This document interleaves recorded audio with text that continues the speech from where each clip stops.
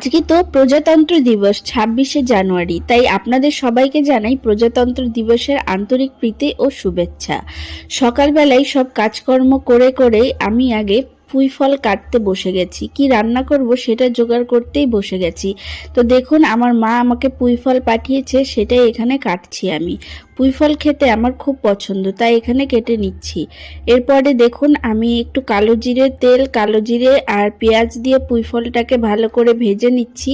পুঁই ফলটাকে কিন্তু কালো জিরে দিয়ে ভাজলে খুব সুন্দর লাগে খেতে, কালো জিরে একটা স্মেল আসে।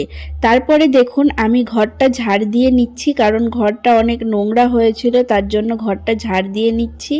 এরপরে আমি একটু জলও ভরে নেব, কারণ বোতলে একদমই জল ছিল না, তো এই জলটা খাবার জন্য আমরা জলটা ভরে নিচ্ছি।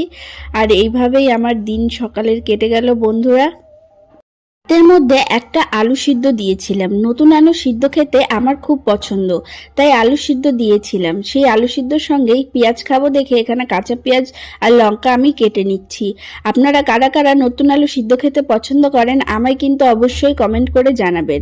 আর আজকের ব্লগটা এখানেই শেষ করছি। আগামীকাল আবার দেখা হচ্ছে আপনাদের সঙ্গে। আপনারা সবাই ভালো থাকবেন, সুস্থ থাকবেন এবং আমার ব্লগ অবশ্যই দেখতে থাকবেন।